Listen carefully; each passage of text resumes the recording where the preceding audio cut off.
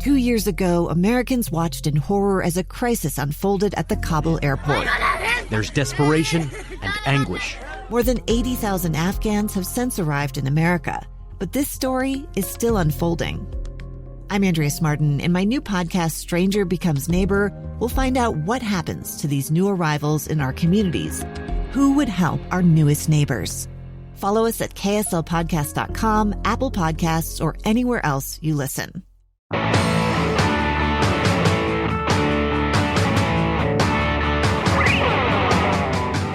Hey, welcome to Project Recovery, a podcast about addiction, but more importantly, it's about recovery. My name is Casey Scott, and my road to recovery began with Pinnacle Recovery. If you know somebody who needs some help, have them do what I did and give Pinnacle Recovery a call. Dr. Matt? How you doing? I'm wonderful, but you were telling me you're feeling a little old. What's making you feel old? That you have to have reading glasses on? Yeah. You've got the salt in your hair? A little bit of gray? A lot of gray. It's getting really gray. But I'm turning 48 here in the next few weeks, and thinking I need to up my prescription for reading glasses. So, yeah, you know how I'm mostly feeling I old? Don't mind being old, actually. Being old's okay with me, but every once in a while you realize it's a little inconvenient. I just got a text message from my buddy D-Dog. His real name is Derek. But it is D-Dog. Okay, thanks for clarifying, because I thought D-Dog might be his real name. No, it's Derek. Okay. And he sent me a link to Amazon for a wax warmer. And this is a waxing kit with 6 adjustable temperature with 5 packs to get the nose hair. Nose hair, Yeah. waxing kit, huh? Lately, I've become a farmer for nose hair. Hair starts growing in places that you never thought it would. It seems to be migrating from the top of my head. Yeah. You know, it should stay there, right? Yeah, but it didn't. doesn't. Yeah. No, so it's going down there. But hey, I had this cool experience. It happened about a week and a half ago, and we haven't had a chance to talk about it. But another buddy of mine, his nickname is T-Bone. His real name is Tyler. He was having a birthday. Okay. And so they were all getting together, and they were having his party up at the High West Distillery. Was D-Dog at the D-Dog party couldn't with go T-Bone? because D-Dog was doing something else. Oh, okay. But if All D-Dog wasn't doing something, he would have been to, hanging with T-Bone. Of course. And what's your nickname? Fun Pig. Fun Pig. Yeah. It's the truth. Is that for real? Yeah, it's the Okay, truth. all right. And so anyways, they were having it at the High West Distillery. In Park City. And it wasn't at the one in Park City. It's just outside of it. This is where they actually manufacture it. Oh, yeah. Okay. And so they were going up there, and me and my girlfriend were driving up there. And I felt a little nervous going up there because I hadn't seen these guys in a social setting since I got out of recovery. Oh, wow. But I was okay. And so we get in there. You're nervous because this is at a distillery and everybody's going to be No, drinking? I wasn't nervous because it was a distillery and people were drinking. I was nervous because I hadn't been around my friends in a social setting for a while. And so when I walked in, T-Bone, Tyler, comes up and goes, "Holy cow, you came." And I go, "What do you mean?" He goes, "I didn't think you'd come." And I go, "Why?" And he goes, "Well, because it's at a distillery." And I go, "Yeah, but it's your birthday. You know, I can come to a distillery and not drink. It's your birthday, man. I would have missed it for the world." Yeah. And he gave me a hug, and he goes, "This really means a lot to me, man. Thanks for coming." And I went, "Cool." Yeah. And so then we're sitting down, and we click back 20 years. And so we go right back into the 20 years ago, just giving everybody crap. Fun Pig, T-Bone, D-Dog. Just doing their thing, yeah, right? Yeah. And that was going on. And then I heard my friend Tyler, T-Bone, go, "Whoa. You're the same guy. You're just not drunk." Yeah. And I went, "Yeah, I am the same guy." And it was really heartening for me, you know what I mean, to be accepted, that I didn't lose any of the funny. I didn't lose any of that. The relationship wasn't different. It wasn't different. And I thought about that. Except for now you'll remember the party. Yeah, I remember the party. Yeah. And it didn't cost me as much. But I mean, don't you think that's many people's, both of T-Bone's concerns? I mean, that's common, right? First of all, that you wouldn't be around alcohol, so you wouldn't go to parties and things like that. Or that you'd be different now, that you'd be somehow, I don't know, less fun, and instead, I can tell by the look on your face as you're telling the story that it meant a lot to you. I mean, it meant a lot to him that you came, but it meant a lot to you that he realized you guys are still tight and good friends. Yeah, and that I was still in the group, and Still even though the guy. I wasn't drinking and all that, and so much of the fact that so the meal was excellent. It was amazing. It was called the Dinner Club, and they brought out this tenderloin, and I mean, just amazing. And the dessert, here's where it gets better. The dessert comes out, and it's a cheesecake like muffin. A cheesecake muffin? but it, in like I don't know, but it was Oh, it's a mini cheesecake. it was fancy. Okay, gotcha. But on top of it, drunken berries. Ah. And so that's berries that have been, marinated In alcohol, in right? whiskey and stuff. Whiskey, okay. And so she came to me and she goes, "Do you want a dessert?" And I just had my funny, like, "Nope, a moment on the hips, forever on the lips." And she goes, "Okay," and so Yeah. she just moves on. And one of my friend, T-Bone's wife, I call her J-Bone. Oh, yeah? Her name's Jamie. Okay. But Jamie side ordered me one and says, "Hey, can you bring one without the drunken berries?" Because I didn't want to make a scene. I didn't want to, You didn't feel comfortable saying that? because I really, if I got the dessert, cool. If I didn't, it didn't matter. Or were you really worried about your girlish figure? A little bit about that. I've Okay. lost 45 pounds. Yeah, you're looking and good. So they bring it over to me, and the waitress, as she's sitting down, she goes, "Hey, I'm really proud of what you're doing. I think it's cool." Oh, nice. And I went, "Right Yeah, on." very cool. So it was a good That experience. sounds like a great evening. Yeah. So Fun Pig, D-Dog, and T-Bone, J-Bone, and Drunko was there. Drunko? Yeah. Okay. His last name's Dracos, Okay. but we shortened it to Drunko. I can guess why. Okay, so it was just one of those things that I've still got to test myself, and I don't mean test, but go out and put myself in situations, and I like doing that. But I like the fact that you share that story, because listeners, I think when a person is embarking on or considering, should I become sober? Can I do it? What's my life going to be like after I'm sober? That's heartening for them to hear that you can still connect with friends and feel that bond that's always been there without drinking. And it was nice to know that my friendship, because I did do a lot of partying with these guys, wasn't solely based on partying. Right. We have a bond. You have a real friendship. And a real friendship. Yeah. And the fact that they still wanted me there and I could go and be a part of the group and not drink, it really meant the world to me. That's so great. It was Yeah. a cool experience. That's good. Hey, we've got a fabulous podcast for you guys today, and I'm excited to introduce you to one of my newest friends. His name is Enos. Enos, how are you, man? I'm doing pretty good. How you doing? Now, Enos has got a unique story because he can speak on the perspective of being a law officer and being on the other side. So why don't we just start from the beginning? Is that cool? Wherever beginning is, yeah. Let's do Yeah. it. So how does your story begin? Well, with a bottle of beer, and How old were you? I was 10 years old first time I had a drink. 10 years old, sitting at the table with my family, and it was a drinking game. And they knew you. I mean, I guess they knew you were 10. They're your family. Yeah. And it was okay to have a beer. It was okay to sit down with the family and drink. I had some older siblings. I love them to death, and it was a game. How fast can we get Enos drunk? And really, that to me was a challenge because I looked up to them, older brothers, and Were your parents there? yeah, Yeah. Okay. and it just really was it compounded from there because I was really competitive. I liked the acceptance is really where it started. Being accepted. So Especially by older brothers, right? Right. I mean, that's a big deal when you're a 10-year-old kid. They're your idols. Of course, yeah. yeah, but, wrestlers and just athletes and guys I just really looked up to, and How many siblings do you have? I have altogether there's 8 in the family. Okay. And so I'm number 5. Yeah, all right. So you had the older siblings, you really looked up to them, and was this a common thing, or was this a once? No, it was common. Yeah. It was from, there was one day I was probably about 9 years old, and I grew up in a very strong LDS family. My mom, just beautiful lady, just really strong. Her story is really powerful, but I came home one day, and everybody was asleep in the middle of the day. And I just thought, this is strange. And I dropped my jacket, took my shoes off, looked around the bed, and there was a beer can. And I'm just like, this is it. Life's never going to be the same. That blew your mind. And that blew my mind. And I remember going to the bathroom just crying. Because for a 9-year-old kid who grew up in the LDS church, I mean, that would have been a shocker Right. to see alcohol in the house. Right. Right. And to have the religion just really forced, and that's it. You don't say anything, you don't think anything. These things are just so bad. And then to see that, my world was just, I didn't know what to do. Yeah, it shocked you. You went in the bathroom and cried. What happened?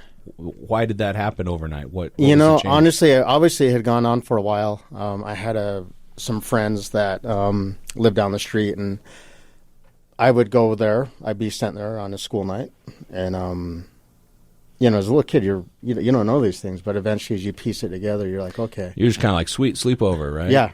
So what was happening, if I can interpret, is your parents had stopped maybe practicing the faith and didn't want the kids, or at least you and the younger kids, to know. Is that right? And so they were send you away, the kids we were all involved. My older sisters were taken out to drink at a very young age. Okay. So at 9 years old, your family stopped practicing the Mormon religion. So, and is that well? No, they right? continued to. They continued to practice, but the alcohol. Yeah, but the alcohol was bent that rule. Okay. Yeah. Where were you living at this point? We were in a 2-bedroom apartment in West Jordan, and from that point, it just kind of relationships kind of evolved from there. With my mom getting married and having more children, but that was a toxic relationship, and from that point, alcohol just was a huge part of our lives. It was there, available. And as I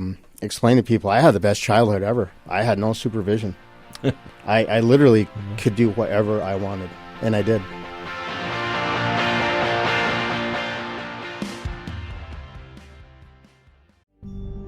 It's the story of an American held in a dark Venezuelan prison. Then all of a sudden, they all kind of lined up. They pointed their guns at me. And this is the point where I thought, I'm going to die today. I'm Becky Bruce. I spent a year working on Hope in Darkness, which now has more than 2 million downloads. Find it on kslpodcast.com or wherever you listen to podcasts.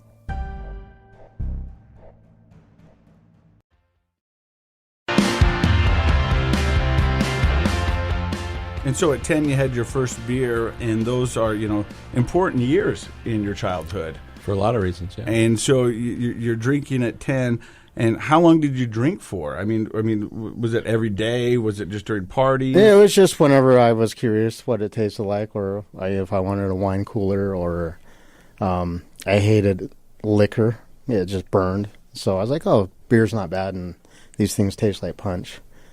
And from that point, it just kind of, I grew up really quick. How were you a good student? No, I was not. School was actually fairly easy for me. I didn't have a problem academic-wise, but I was very, I couldn't be managed. I was just a chaotic kid. I did make grades for wrestling. Sports was a huge part of my life, but wrestling was my favorite, so I made sure I could participate, but eventually I couldn't wrestle because I didn't make grades that following semester, so I had to quit my freshman year after I made the team. So that's pretty early in that career. You were just a freshman and you had to quit wrestling? Right. So I had a lot of, I think that was just a self-sabotage too, because I really wanted the best for myself, and I'm like, well, if I'm not going to be state at 9th grade, state champion, I'm not going to do it at all, so I was really hard on myself. I was really, I demanded a lot. So in that point, I had no guidance of, it's okay, just have fun. I never heard just have fun ever. So how were the high school years after getting kicked off the wrestling? Well, it was party, junior high, all through junior high, and then into high school, and then after. It was always there. It was part of my life. So were you drinking multiple days out of the week, every week, or was it occasional? It was occasional as a from 17 and younger. There was a time where I was in my early 20s where I didn't drink, just because I was training. I started doing jiu-jitsu, met some really good guys here.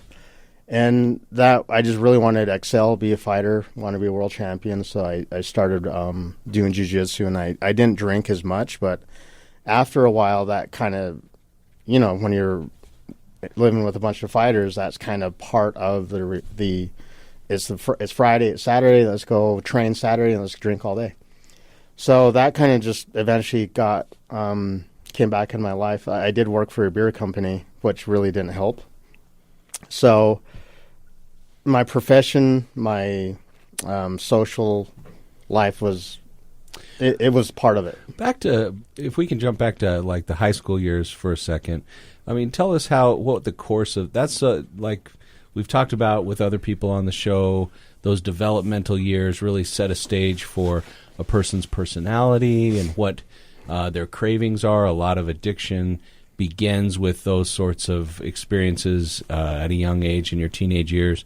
You sounded like you were invested in school mostly just to wrestle. Mm-hmm. Once that went away, did you continue going to high school? Yeah, I did. I actually ended up living with some foster families.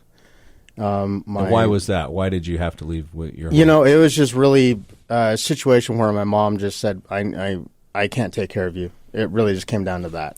And what did that do to you, knowing that your mom said she couldn't take care of you? It crushed me. I hated living with families. Now I know where their heart was, and my, I'm blessed to have them. But at that moment, I absolutely hated it. Was that because you were so unruly? You were saying the whole household was unruly, but I just, to give me an opportunity to graduate and try to make something of myself. So your mom was trying to do the right thing. Yeah, she was with how she knew the best that she could. And what was that like? Did you bounce around to a lot of different foster families? I did with my sophomore year. I lived up in Washington State with a really good family. But even at that, I was still able to hide my drinking. I was good at it. I was really lying and just that deceiving. The addiction. Casey's, we know there's the deception and the lying, you get really good at it. So I was really good at my grade. My grades were good, and I was wrestling and just doing normal things, but I was an addict. I was really just hiding it really good. So how long were you in Washington? 1 school year. So sophomore year? Yeah, sophomore year, came home. My junior year, stayed. I didn't go back. Probably worst decision I made, just because I wanted to stay home. I felt like I needed to take care of my younger siblings, so I didn't go back into the foster program with my family up in Washington. So that just spiraled from there. It just got worse, and I probably should have, but it's water under the bridge now. But it's but I could understand that feeling of responsibility, wanting to help your younger siblings. Right. What was that like? Did you? It was chaotic again. It just toxic, and I just remember having adult problems. The family lost. We were losing the house, and just seeing the pressure my mom was under, plus her addiction, battling with that, and. Were you the only sibling struggling with addiction? I as far as I could speak for myself, I could say we all were at one point, all at the same time. At that point, the older siblings were off to college and married and had kids, and so I was home with just 3 smaller ones at that point. So you're going into your junior year. Your life is chaotic. You're trying to take care of your younger siblings. You're losing the house. Your mom's battling her own. Right. Where do you go from there? Actually, I went to another foster family my senior year, and that was, again, I fighting, kicking, screaming to do it, but I knew I had to, just because there's nowhere to live. My mom, and she took the kids back down to the reservation, and I just needed to graduate. The goal was just to get me to graduate, so I did. But I had come down with a really bad inflammation in my joint, so I was diagnosed with psoriasis at my senior year. And as a doctor, as we know, that the inflammation and that psoriasis just overtakes any sort of stress, depression. You see it's visually, the plaques just cover your whole body. And I just remember I'm thinking, man, I'm a senior and I shouldn't be looking like this. But it just got worse and worse. And from that point, I was not physically, spiritually, mentally not in a good state. But I did graduate, and life just got harder from that point, really. It really did. Did the psoriasis issue, that's quite painful. Mm-hmm. And did that affect your drinking your senior year? As I use that to mask the pain, at that point, I was really tolerant to alcohol. I was really, I could really consume a huge amount for as young as I was, and it was just an outlet for me to hide the pain, numb the pain. That I just was like, I feel like I'm 40 and I'm only 17 or 47. 18. Yeah, 47, 44 like now. Yeah. How does that feel? Oh, it's painful. So, what about other drugs though? Let me just jump in. So this is a time in the community where you could have found lots of other drugs, pills, weed. Yeah. I had smoked some marijuana. Not even an occasion. It was just like, what is this stuff? It stinks and I don't feel anything. So I'm like, just give me my beer. That really was it. I just really was never interested in any narcotics. It was just alcohol because the more I could drink, the better off I was. So I could gauge it and I could see it and measure it. So that was the science for me. So we're going to jump back into your story. You said you were training jiu-jitsu. You want to become a world champion. You're living with guys that you're fighting with. And on the weekends, you guys are going hard at it. Well, a few of us, not everybody, but there was a few where we wouldn't. It was, those were just that. At that point, it was kind of for me getting to that blackout stage of blackout drunk. Like, oh, what happened last night? And so now, how old are you at this age? I was roughly about 20. I was really just 21. And at that point, at 21, had anybody come to you prior to that and said, "Hey, I think you might be drinking a little too much. You might have a problem"? Nope. Never. Nobody ever really came to me and said, "You've got a problem." And so in your mind, you thought this is life. Yeah, it was life. It was, and I was able to hold on a job, work, train, and drink. I was functional. I was functional alcoholic. And so, when did you stop fighting? Really, when I got married. I ended up meeting somebody that was a neighbor to my brother, and she had a young daughter, and I really just kind of cared for the daughter as a nurturer as I grew up. Just seeing a little baby, you pick up a baby, in my culture, you just pick up a baby, you play with him, and you hug him, and you kiss him because they're cute. And so as I did that, that drew that attraction for my then. Future wife of, wow, this guy's great. She had her own story as well of abandonment. So really that just kind of, just from that point, I was under the impression I had to grow up, had to get a job, had to get a house, had to have kids. But in the meantime, I always look at my shoulder like, no, I wouldn't do that. That's where I want to make my living. That's really where my talents are. The fighting, the training, the jiu-jitsu and the grappling, and I at one point I really wanted my own studio and train, and so I think the disappointment in that I was resentful for having to not do that. Kind of, I was given an ultimatum, or it felt like I was given an ultimatum. So I was really resentful throughout my whole marriage as well. But add the alcohol or the lack of it then, because I couldn't drink. I was white knuckling for years as I stopped, but it was like, man, I just want to drink. So you couldn't drink because of the relationship? Well, yeah, I mean, really, I got married and I just thought, it's time to stop. So I did, but there were times where I'm just like craving. I'm like, wow, how am I going to do this? And so did your wife drink? No, she didn't. No, she was a really good lady. We're cordial now, but yeah, I put her through the ringer. Like I was deceitful. When you're married, and we all know this, like, the buttons to push, and those were always right there available for each other. So. And so you're married. She already had one kid. Did you guys have kids together? Yeah, we had two boys, and so at that point I was really comfortable with that. I wanted a family, so that was I was on a good roll. I really was. I went from working at the local distributors here, Budweiser. Eventually, I was like, I always thought I had a foster father that was DEA, and I thought I wanted to be a law enforcement officer. So I just I applied. And so I worked for the Salt Lake County Sheriff's Office And then from that point, I was able to move on to Salt Lake City Police, and I did that for about 6 years. So you were a cop for Salt Lake City I was a Police. police officer, correct. And you did that for 6 years. And did they ever say, hey, your drinking is causing a problem? No. Or were you drinking at the time? Well, at that time, going from me thinking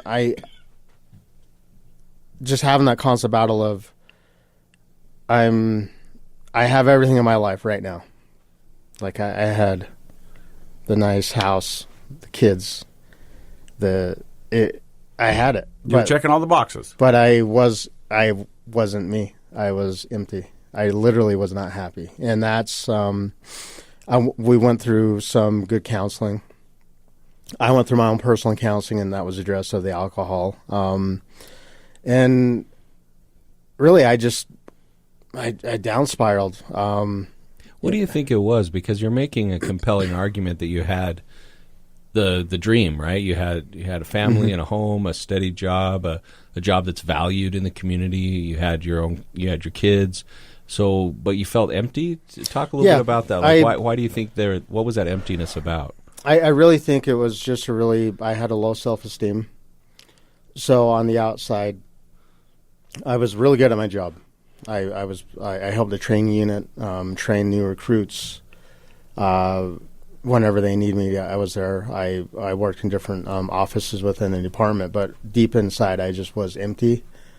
And that internal struggle of when am I going to be happy and what's it going to take? Because this isn't it. And when you're in a relationship that I can take part for my making it toxic, but obviously just the unresolved issues of being young and not taking care of those before you start something else. That was because I knew I had problems. I had many problems with self-esteem. And then my health, the inflammation from the psoriasis, the depression that comes with that, and then the lack of the alcohol. And I'm thinking, man, I'm not even drinking, and I feel like crap.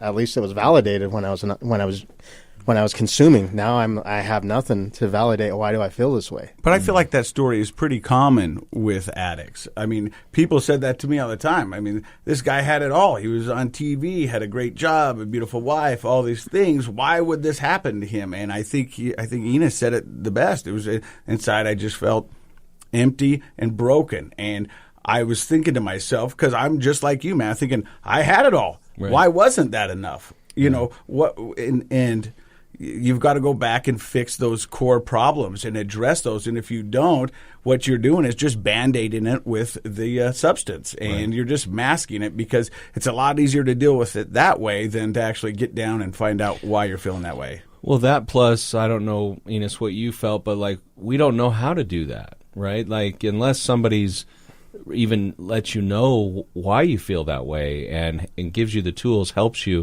Like people, typically we don't know how to repair those childhood and adolescent traumas without some help and guidance. What we do know how to do is mask it. And so people turn to lots of different things, and I think alcohol was your go-to. Band-Aid. Yeah. Just slap a Band-Aid on it. Yeah, this is a Band-Aid solution, a quick fix. And I think what really drew me is I learned during my recovery and the addiction that the reason I was focused on the alcohol was it was legal and it was anywhere. I didn't have to hide and go to a park and make a drug deal. I could just go to the store and buy one. Right. And that's what I've said, I mean, my dealer's on every corner. Your DOC's everywhere. Yep. Yeah. Mm-hmm. And so I've asked you this a couple of times through this, and you said the answer is no, that nobody came to you and said that you had a drinking problem. Mm-hmm. Through any of this time, did you ever take a look in the mirror and say to yourself, I think I have a drinking problem? As I realized my first son, I knew I had a problem. Right there, I was just thinking, I can't do this. I'm going to crash. And it wasn't, if I stop, I'm going to have a beautiful family and it's going to be great. I thought right then and there, I'm not going to be a good father. This isn't going to work.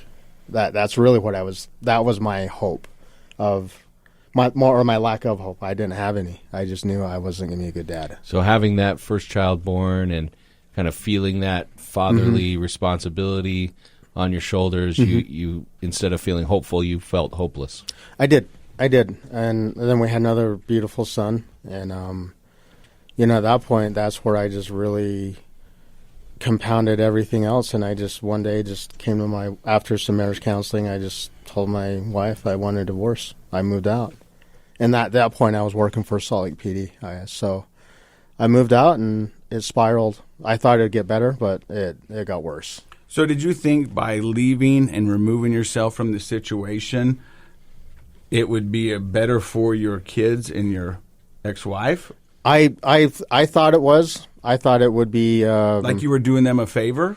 We're right. I thought, well, I'd be a better dad out of the house, a better partner. And so as I went through counseling and continued to move forward, I just realized I just gave up. I really just had no hope. And so I gave up on my part of the relationship. And I just realized, well, I knew what was coming. I knew the divorce was coming, and I knew it was going to be just brutal.